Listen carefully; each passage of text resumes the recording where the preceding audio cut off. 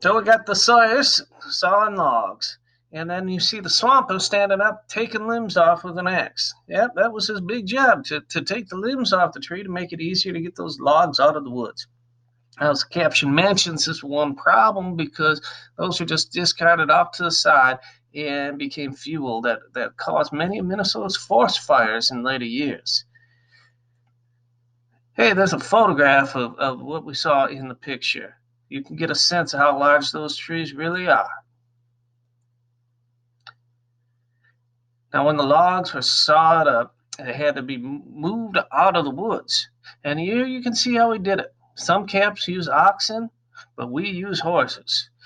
And the man moving the two horses has to attach a chain, or in this case, a hook, to the end of the log, and then say, "Giddy up," to the horses, and they skid the logs right out of the woods. And that guy that's with the horses, his name's the skidder, because he gets those horses to get the logs out of the woods. You can always know where the skidder's been, because he leaves skid marks everywhere he goes. Now, you might be able to see that there's snow on the ground. We do our logging in the winter. It is much easier to log in the winter, even though here in Minnesota it gets cold. In the winter, you don't have to worry about the pickers on the bushes and those underbrushes. You don't have to worry about the state bird, the mosquitoes. Also, it's the main reason it's because of being able to move these logs out of the woods a little bit easier using that snow.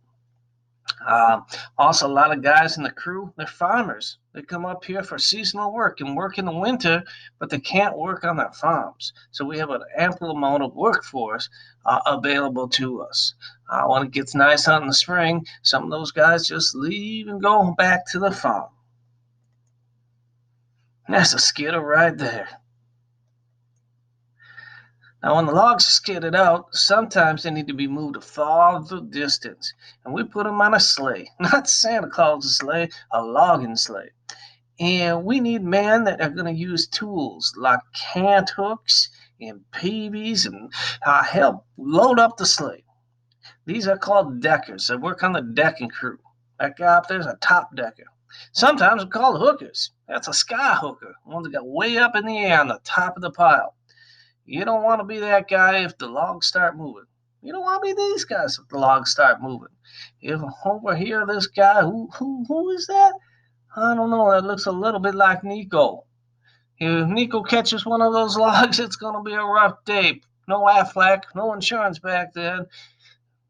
Might just be the end of Nico in his logging career. Now, as you can see, these decks are made very high. That's a lot of weight.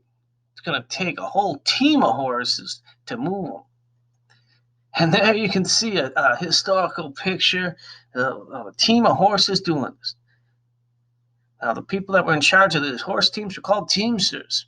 Today we have that used teamster with the people who drive semi trucks and ship goods across the country. But back then, a teamster meant the person in charge of a team of horses. Now, if you look closely in this picture, you can answer the question like, how in the world can those horses carry that much weight? And if you look closely, you can see because there's a dog. Dogs are great. No, it's not because of that. If you look closely by the feet of the horses, you can see little lines in the ground. Grooves have been cut, and then there would be ice to make it smoother and slicker to be able to slide these logs as the horses march. I can't imagine being the decker on the top of that log. Or that one. Or even right there. That's a pretty large log. That rolls over your foot, you're not walking too much. I mentioned the tools they used. There's a close-up picture of kind of what the ends of them look like. Oh, there we go. This thing is the sprinkler.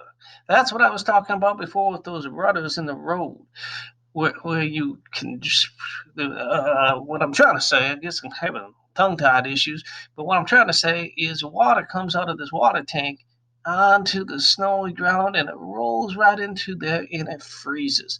This man, he has to get up really early in the morning or go out late at night to put down more water on the roads to make them icy.